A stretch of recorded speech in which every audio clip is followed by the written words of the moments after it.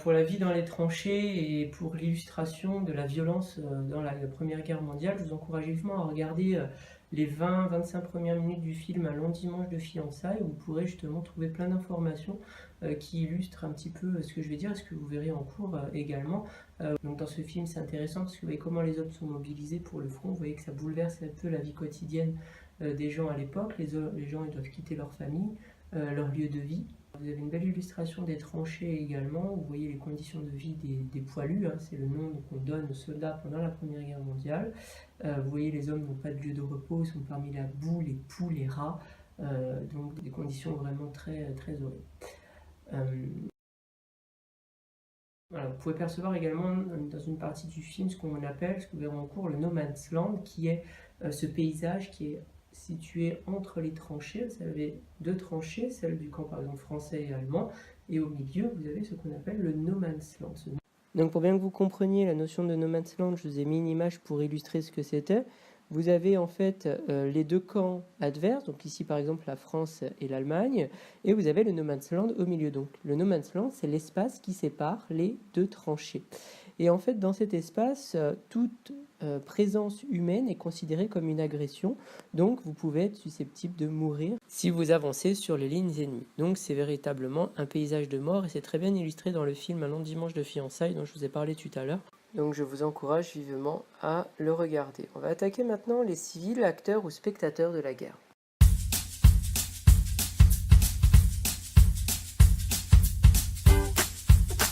Donc les civils sont également acteurs dans cette guerre totale.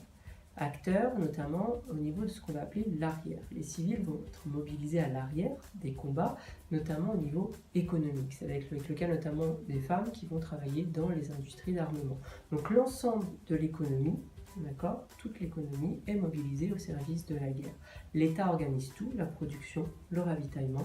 Une économie de guerre va réellement apparaître. Donc c'est une économie dirigée, c'est-à-dire que l'État va intervenir aux côtés des entreprises.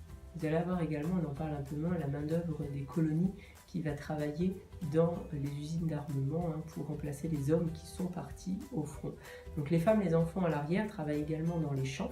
Donc ici, c'est une guerre qui touche l'ensemble de la population du pays.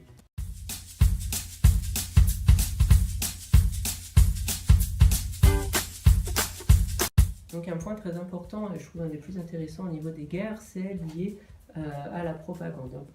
Donc tout à l'heure, ce que je vous ai dit dans cette définition de guerre totale, c'est que tout est mobilisé pour l'effort de guerre. Et on va mettre en place ce qu'on va appeler également la propagande. La propagande va être utilisée pour que à la fois la population garde le moral, on va rendre compte, on va dire dans les journaux, que des bonnes nouvelles. La guerre est totale, je l'ai dit tout à l'heure, on va donc ici mobiliser les esprits. Cela va devenir du bourrage de crâne parce qu'on ne va pas forcément dire ce qui s'est passé réellement sur le front, les combats. On va masquer les défaites, on va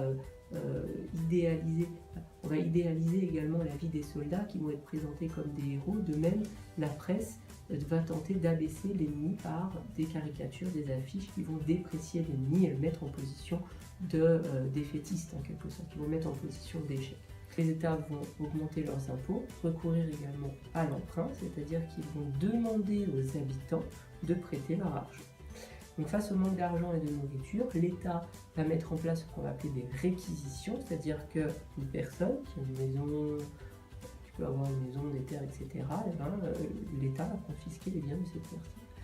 L'État va également mettre en place le rationnement, c'est-à-dire une distribution limitée de vivres aux habitants. Les entreprises vont être reconverties en usines d'armement, telles que Citroën, Renault en France. Les femmes, qu'on va appeler les munitionnettes, vont travailler dans les usines d'armement, ce dont je vous ai parlé tout à l'heure, elles travaillent à l'arme. Alors un exemple de ces images de propagande, vous pouvez le percevoir ici sur celle que je vous montre, qui est intitulée « Pour la France, versez votre or, l'or combat pour la victoire ». Donc vous avez un soldat ennemi allemand qui est à terre, une pièce de monnaie française qui est en train de l'écraser. Donc on a un message qui est véhiculé par cette affiche et qui est fort. Les Français ici, en donnant leur argent à la France pour soutenir l'effort de guerre, de fait participeront à la victoire de la France. C'est la raison pour laquelle il est écrit en bas « L'or combat pour la victoire ». Vous voyez ici comment une affiche de propagande transmet un message, essaye de convaincre, faire voir, faire croire.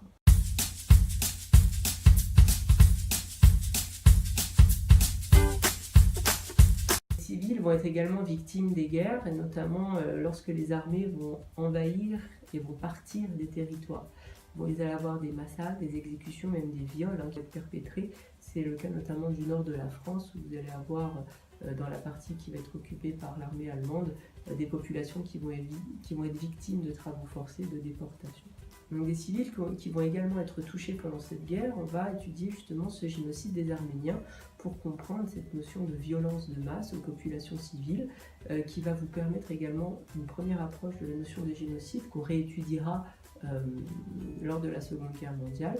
Donc le génocide, faire disparaître une population à cause de ses origines sans qu'elle soit un enjeu dans le conflit.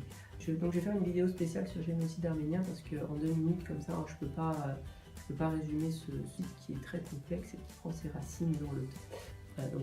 Voilà, ce qu'il faut retenir pour le brevet également, c'est que le maximum de la violence, on va dire, de la Première Guerre mondiale est lié à ce génocide des Arméniens qui va être organisé par les Turcs en 1915.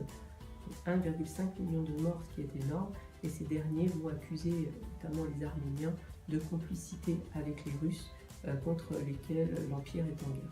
Les Arméniens vont subir des déportations, des exécutions, des viols, des enfermements dans les camps de concentration qui existaient déjà bien avant, des privations, des exécutions, des massacres. Donc tous sont concernés par cette violence car le but des Turcs ici est d'en tuer le maximum. Donc je ferai une petite vidéo spéciale sur le génocide des Arméniens pour bien que vous compreniez les tenants et les aboutissants de ce génocide.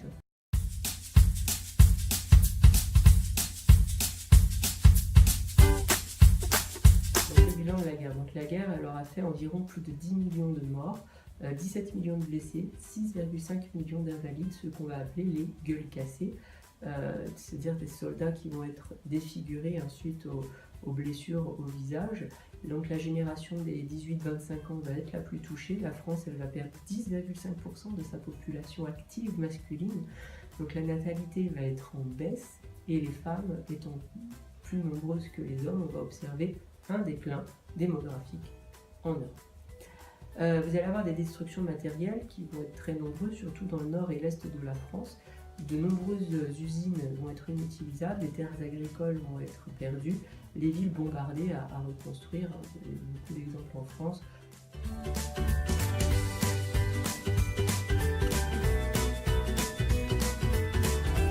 Enfin, un dernier point sur lequel on n'assiste pas forcément toujours, c'est les conséquences psychologiques de cette Première Guerre mondiale. La mort, elle est omniprésente. On va avoir 4 millions de veuves, 8 millions d'orphelins, donc on va élever à l'époque ce qu'on appelle des monuments aux morts. Ces monuments aux morts à la mémoire des soldats qui vont disparaître. Vous avez notamment le monument mort de Lodève, qui est très, très intéressant à étudier.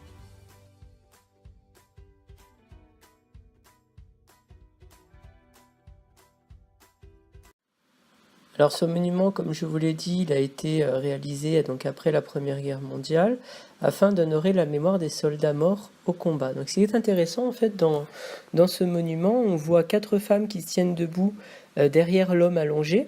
L'homme donc ici représente le poilu, donc l'ensemble des poilus morts au combat entre 1914 et 1918. Donc ces femmes peuvent peut-être symboliser les proches de la famille du poilu qui est mort au combat. Elles incarnent également le chagrin des nations européennes face à la mort des soldats. Donc, ce qui est intéressant également à relever, c'est la présence de 2 enfants qui se tiennent debout face à l'homme allongé, qui le regardent. Donc ces enfants symbolisent les orphelins de guerre qui ont perdu leur père et qui sont, comme j'ai dit tout à l'heure, plus de 8 millions en Europe en 1918. Donc on a vraiment affaire, au sortir de la Première Guerre mondiale, à une Europe qui est confrontée au deuil du fait de l'ampleur du nombre de morts. Les traumatismes sont grands, même très grands, pour ceux qui ont perdu un proche. Et donc, dans les sociétés européennes, l'omniprésence de la mort se traduit par la mise en place de moyens de commémoration, donc comme les monuments aux morts dans les États européens, le développement de courants pacifistes également qui rejettent toute forme de conflit et appellent à la paix durable entre les nations. Vous avez également une production littéraire et artistique qui va témoigner des traumatismes de la guerre. C'est le cas notamment du peintre expressionniste allemand Otto Dix, dont certains d'entre vous peut-être pourront utiliser pour l'épreuve d'histoire des arts. Donc je vous donne rendez-vous pour une prochaine vidéo, donc qui sera la 3e partie ici de ce chapitre sur la Première Guerre mondiale. Dans la vidéo, nous étudierons justement l'Europe entre révolution et la recherche de la paix. On étudiera les révolutions russes et les conséquences également de ces révolutions pour le pays, mais également pour l'Europe.